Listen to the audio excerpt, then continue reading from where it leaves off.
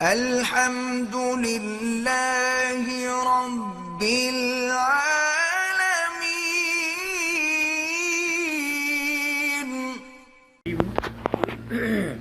أما بعد، قال الله تبارك وتعالى في القرآن المجيد والفرقان الحميد: أعوذ بالله من الشيطان الرجيم، بسم الله الرحمن الرحيم، واعبدوا الله ولا تشركوا به شيئا وبالوالدين إحسانا.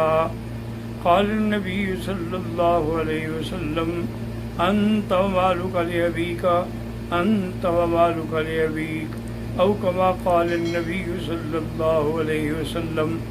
برادران کرام، آج کا درس جو ہے اطاعت والدین سے متعلق ہے، لیکن چونکہ عید الفطر قریب آ چکی ہے، ایک تو آپ دماغ میں رکھ لیں کہ اسلام کے اندر صرف یہ دو عیدیں ہیں، ایک عید الفطر ہے اور ایک عید الاضحیٰ ہے جو حج کے بعد ہوتی ہے. اس کے علاوہ اور کسی عید کے بارے میں نہ اللہ کے قرآن میں ہے، نہ فرمان محمد مصطفیٰ میں ہے صلی اللہ علیہ وآلہ وسلم. اور عید کے لیے، عید الفطر کے لیے سنت یہ ہے کہ عید پڑھنے کے لیے جانے سے پہلے کوئی میٹھی چیز آدمی استعمال کر لے، کھجور کے چند دانے کھا لے. جیسے یہاں عرب حضرات کھجوروں کے ڈبے لے کے چلتے ہیں، راستے میں بھی سب کو کھلاتے چلے جاتے ہیں تاکہ سنت جو ہے وہ ادا ہو جائے. پھر وہ میدان عید میں جب جائیں تو تکبیریں کہتے ہوئے جائیں: اللہ اکبر، اللہ اکبر، اللہ اکبر، اللہ اکبر، لا الہ الا اللہ، اللہ اکبر وللہ الحمد، صلی اللہ تعالی علی خیر خلقہ سیدنا محمد وعلی آلہ واصحابہ وسلم تسلیما کثیرا کثیرا. اور اسی طرح یہ بھی سنت ہے کہ جس راستے سے جائیں واپس دوسرے راستے سے آئیں، تاکہ تمام راستوں کے اندر اللہ کی تکبیر، تحلیل اور تسبیح کا زبانوں پر ورد ہو اور اس کا پورے ذکر کا شور ہو، پورے عالم تک مسلمانوں کی اجتماع کی آواز پہنچے. پھر خطبہ امام دینے سے پہلے اگر اچھی طرح مسلمانوں کو نماز پڑھنا سکھلا دیں کہ بھی 6 تکبیروں کے ساتھ انہیں نماز کیسے پڑھنی ہے، تو زیادہ بہتر رہتا ہے کہ لوگ غلطی نہیں کرتے ہیں. اور جنہوں نے صدقۃ الفطر ادا نہیں کیا وہ عید سے پہلے ادا کر لیں، عید کی نماز کے بعد صدقۃ الفطر نہیں ہوگا. اور دوسری بات یہ بھی یاد رکھ لیں کہ یہ لیلۃ العید جو ہے، یعنی عید کی رات جو ہے، اس کی فضیلت بھی ایسے ہے جیسے لیلۃ القدر کی فضیلت ہو. تو لہذا یہ باتوں میں، قصے کہانیوں میں ضائع نہ کریں. اور میری آواز جہاں تک پہنچ رہی ہے، ہر مسلمان اپنے اوپر یہ فرض سمجھ لے کہ اس رات میں نے صرف 2 رکعت پڑھ کے اللہ سے اس کرونا اور وبا کی ٹالنے کے لیے دعائیں کرنی ہیں، تو انشاءاللہ ان کی دعائیں جو ہیں وہ منظور و مقبول ہوں گی. اور دوسرا، آج جو عظیم حادثہ ہوا ہے کراچی میں ہوائی جہاز کا، ان شہداء کے لیے بھی دعا کریں کہ اللہ ان کی مغفرت فرمائے، اور ان کے جو پسماندگان ہیں اللہ ان کو صبر جمیل عطا فرمائے. یہ ایک عظیم حادثہ ہے جسے ہم بھول نہیں سکتے.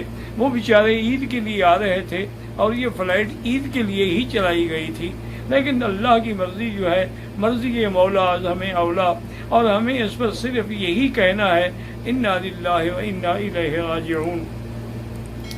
اطاعت والدین کے بارے میں اب آپ پورے قرآن میں نظر ڈالیں، ایک مقام نہیں ہے، کئی مقام پہ اللہ نے فرمایا: وَقَضَىٰ رَبُّكَ أَلَّا تَعْبُدُوا إِلَّا إِيَّاهُ وَبِالْوَالِدَيْنِ إِحْسَانًا، اور کہیں فرمایا وَوَصَّيْنَا الْإِنسَانَ بِوَالِدَيْهِ إِحْسَانًا، اور کسی جگہ فرمایا وَاعْبُدُوا اللَّهَ وَلَا تُشْرِكُوا بِهِ شَيْئًا وَبِالْوَالِدَيْنِ إِحْسَانًا.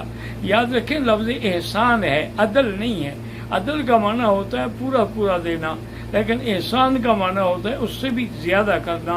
تو لہذا معنی یہ نہیں ہے کہ ہم والدین کی خدمت ایسے کریں جیسی انہوں نے ہماری کی تھی، برابر سرابر نہیں، بلکہ ہم اس سے زیادہ خدمت ادا کریں، چونکہ لفظ احسان کا تقاضا یہی ہے. اسی طرح ایک آدمی نے اپنی بوڑھی والدہ جو معذور تھیں ان کو اپنے کندھے پہ بٹھا کے ایک حج نہیں 7 حج کروائے. جب 7واں حج کر کے واپس آیا تو مطاف میں بیٹھا ہوا سوچ رہا تھا کہ بھی میری ماں نے جو میری خدمت کی تھی، الحمدللہ میں نے 7 حج اس کو کندھے پہ اٹھا کے کرائے ہیں. مکہ، منی، عرفات، مزدلفہ سب میں اس کو لے کے چلا ہوں، طواف میں اور صفا میں. شاید میرے حقوق جو ہے وہ حق ادا ہو جائے. اسی اثنا میں اس کو نیند آ گئی، تو نیند میں اس نے دیکھا کہ ایک فرشتہ آ کے مجھے کہتا ہے کہ اللہ کے بندے، ایک رات جب تم چھوٹے تھے دودھ پینے والے، تم نے بستر پہ پیشاب کر دیا، تو تمہاری والدہ اٹھیں، انہوں نے اس جگہ کو دھویا، اس کے بعد اسی گیلے کپڑوں پر خود سو گئیں اور تمہیں اپنے سینے پہ لٹایا کہ تمہیں کوئی ٹھنڈ نہ لگ جائے، تمہیں کوئی سردی نہ لگ جائے۔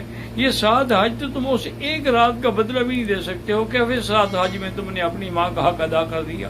اور اسی طرح بخاری شریف نے واقعہ نقل کیا ہے کہ حضرت جریج جو تھے وہ ایک بہت بڑے ولی من اولیاء اللہ تھے، اور وہ ہمیشہ عبادت میں مصروف رہتے تھے۔ ایک دفعہ آپ نماز پڑھ رہے تھے تو والدہ نے آوازیں دی، لیکن انہوں نے نماز نہیں توڑی۔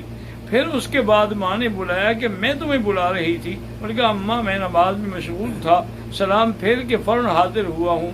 ماں غصے میں آ گئی، کہنے لگی یا اللہ لا تمتہ حتی تنظر الی وجہ المومسات، یا اللہ اس کو موت نہ دینا جب تک کہ کنجریوں کے منہ نہ دیکھ لے۔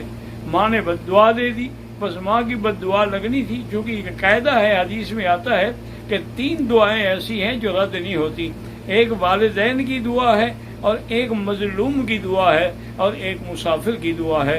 یہ دعائیں اللہ تبارک و تعالیٰ فوراً قبول کرتے ہیں، اور جو آدمی نافرمانی کرتا ہے والدین کی، اس کو سزا آخرت کے علاوہ دنیا میں بھی مل جاتی ہے۔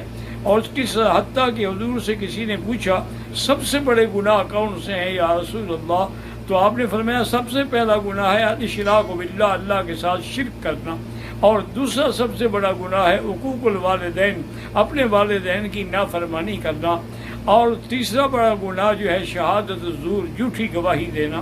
تو جریج ایسی عبادت میں لگا ہوا تھا، اس علاقے میں ایک بڑی حسین اور جمیل عورت تھی۔ اس نے سوچا کہ اچھا یہ اپنے آپ کو بڑا ولی اور بڑا نیک سمجھتا ہے، لازمی بات ہے یہ چھپ کے سب کچھ کرتا ہوگا، لہذا میں بھی اس کو بہکاؤں گی اور اس کو اس مقام سے چھڑا دوں گی۔ وہ آئی، حضرت سے اجازت دی کہ حضرت میں آپ کے عبادت خانے میں عبادت کرنا چاہتی ہوں، میں آپ کو بالکل ڈسٹرب نہیں کروں گی۔ حضرت نے اجازت دے دی۔ اس نے ہر ممکن ہیلا بہانہ کیا، لیکن حضرت نے نظر اٹھا کر بھی نہ دیکھا، تو وہ غصے میں آ گئی اور اس نے جا کے ایک چرواہے سے اپنا تعلق جوڑا، اور اس کے بعد اسی کے ساتھ حاملہ ہو گئی۔ اور جب حمل ظاہر ہو گیا تو اس نے اپنے علاقے میں چیخ کے کہا کہ لوگو، یہ جس کو تم نے بزرگ بنایا ہوا ہے، پیر بنایا ہوا ہے، اس نے میرے ساتھ یہ زنا کیا ہے اور یہ اس کا حمل ہے۔ بس لوگوں کو سننا تھا، جناب جریج مرد آباد کے نعرے لگ گئے اور انہوں نے آ کے اس کی خانقاہ کو بھی توڑ ڈالا۔ حضرت جریج رو رہے ہیں، ان کے علاوہ ماں سوا اس کے اور کوئی چیز نہیں تھی۔ بہرحال جب وہ بچہ پیدا ہو گیا تو وہ پھر آ گئی لے کے کہ یہ تمہارا بچہ ہے، اس کو سنبھالو، اور ساری دنیا کے لوگ بھی اکٹھے ہو گئے۔ حضرت جریج اٹھے، 2 رکعت نماز پڑھی، اللہ سے دعا مانگی، یا اللہ میری عزت کی حفاظت فرما، مجھے پتہ ہے مجھے ماں کی بد دعا لگی ہے، لیکن میرے لیے مہربانی کر کے راستہ پیدا فرما دے۔ اور بچے کو انگلی لگائی اور پوچھا کس کے بیٹے ہو، تو بچہ بھی بول پڑا کہ میں تو فلاں چرواہے کا بیٹا ہوں۔ اب لوگ اتنا نادم ہوئے، شرمسار ہوئے، اور اس کے بعد انہوں نے دوبارہ ان کی خانقاہ کو بنایا، پہلے سے بھی زیادہ بہتر بنا دیا۔ انہوں نے کہا اللہ کے بندے، میں نے گناہ نہیں کیا، اصل میں والدہ کی بد دعا مجھے لگ گئی، میں تھوڑی دیر انتظار کراتا رہا، لیکن والدہ کی دعا ایسی تھی کہ جو فوراً لگ گئی۔ اسی طرح صحیح احادیث میں آتا ہے کہ 3 آدمیوں پر غار کا دہانہ بند ہو گیا، تو سب نے کہا بھی اپنے اپنے اعمال صالحہ پیش کرو۔ تو ان میں ایک نے اپنا عمل یہی پیش کیا کہ میں جب دودھ لے کے آتا تھا اور جانور شام کو لے کے آتا تھا، بچے انتظار میں ہوتے تھے، لیکن پہلے جا کر میں اپنے ماں اور اپنے باپ کو پلاتا تھا، اس کے بعد بچوں کو پلاتا تھا۔ ایک دن میں آیا، اتفاق کی بات ہے کہ ماں باپ کی آنکھ لگ گئی، تو میں وہ دودھ کا پیالہ لے کے کھڑا رہا، ساری رات گزر گئی، بچے روتے روتے سو گئے، لیکن میں نے بچوں کو نہیں دیا۔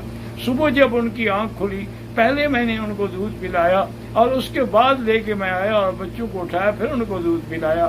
یا اللہ آپ جانتے ہیں اگر میرا یہ عمل خالص تیری رضا کے لیے تھا تو ہمارے غار کا پتھر جو ہے وہ ہل جائے، ہمارے لیے راستہ پیدا فرما دے۔ تو اس کے اس عمل کی وجہ سے اللہ نے غار کا راستہ جو ہے وہ کھول دیا ہے۔ اسی طرح حضور صلی اللہ علیہ وسلم نے ایک صحابی سے فرمایا کہ اللہ کے بندے تم کیا کہتے ہو، انت و مالک لابیک، تم اور تمہارا مال جو ہے تمہارے باپ کا ہے۔